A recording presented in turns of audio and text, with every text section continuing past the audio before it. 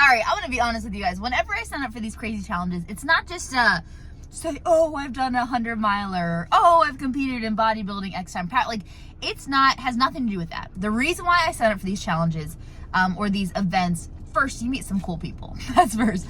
But second of all, is I grow so much in the process of it. I learn lessons about life. I learn lessons about myself. And I always think experience is the best teacher. And instead of just reading it in a book, like, can I put myself through it? And so in this video, you're going to learn the top 4 lessons that I have learned over the past 4.5 weeks, just starting to actually run.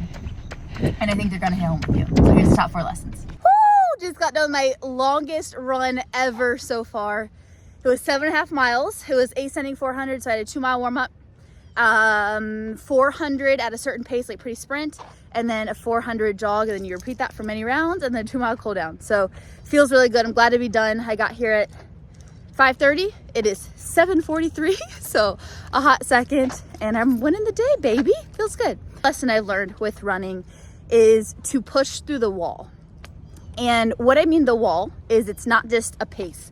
It's not just in running. This could be in your career. This could be in your relationship, in your personal life. Is we all have a wall that we will edge up to between where we're at now and where we want to go. And when you come up against that wall, how you respond is the outcome that you get. And for me, for example, when I ran my 5K, I hit that wall and I didn't have that next gear to like push through that wall.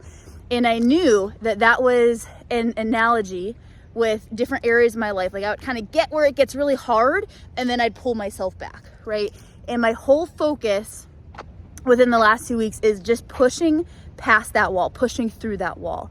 And that's what running's teaching me. It's a really good physical, like I can feel when I'm about to hit the wall. It doesn't mean that I'm not feeling well. It doesn't mean that I'm going too fast. It just means like I'm stepping into new territory. I'm stepping into where it's uncomfortable. I'm stepping into where my kind of right now is to where I want to go. Another lesson running has taught me to use it today in today's workout is when you have a big goal or even a run of the day, set smaller mile markers. And this has been one of the biggest keys in creating Mission 48 and like doing any of the things that I've done before is I can't look at the end goal as the end goal or even the workout. I can't look at the whole X amount of time that I'm running to actually be running. I like today, and it was easier, but I had a 35-minute run where I was like trying to push the pace of it. And I remember I was 15 minutes in and I'm like, oh, I don't know if I can hold the pace for the next 20 minutes. And I said, okay, Kels, like you're going to hold the pace for 5 more minutes. Okay. So then I got to 15 minutes out. And I'm like, all right, Kels, you're going to hold the pace for 5 more minutes to 10.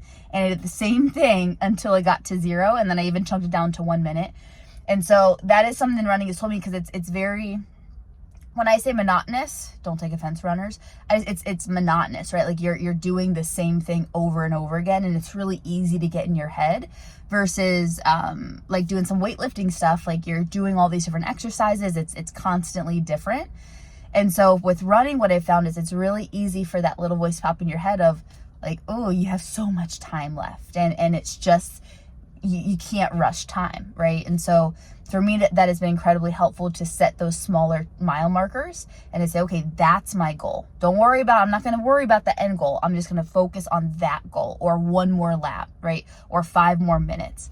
And I'm going to take that into obviously a lot of other areas of my life. And I'm going to challenge you to take that to other areas of your life too. There's a difference between being interested in going after a goal and truly being committed in going after a goal.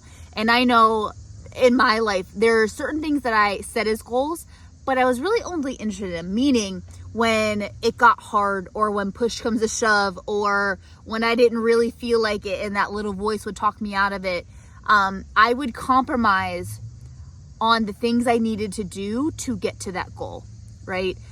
Versus being committed. The curveballs happen, the days that aren't ideal, the days where it is the last stinking thing that you want to do is go run and go put in that work. When you're truly committed to something, truly committed, and you make a decision, that means you figure it out. That means other areas in your life might have to change. That means you have to take a look in the accountability mirror and say, all right, Kels, like, are you just kind of going after this, or are you willing to make the changes and do the things that are required of you to truly be committed towards that goal.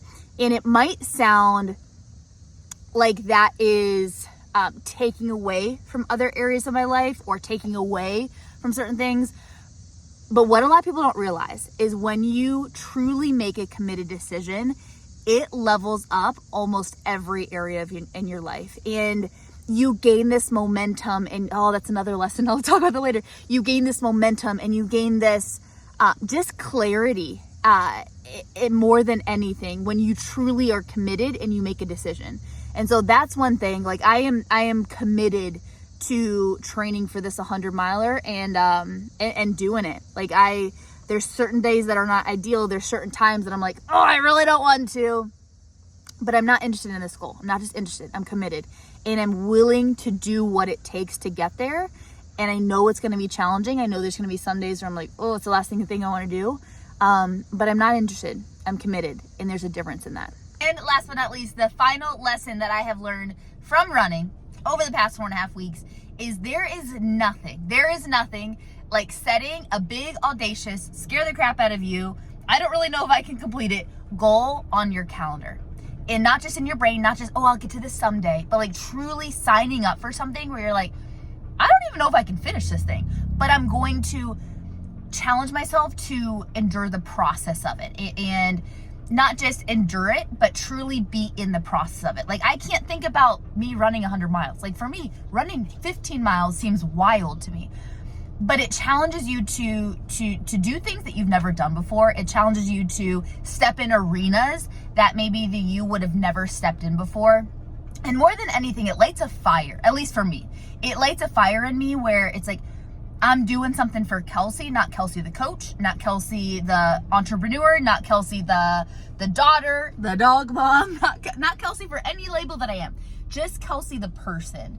And it makes me excited again. And so this is your sign to sign up for the event, our event coming up in October.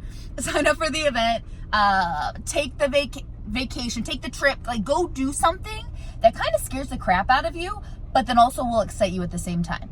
All right, and that is it. Love you guys. Please like, comment, subscribe, all the things to these videos. These help me not just get the word out more, but just truly help me impact other people, and hopefully you guys get something from this. So if there's something that you really took from this, or one of the lessons that really hit home, comment it below, and I'll see y'all soon.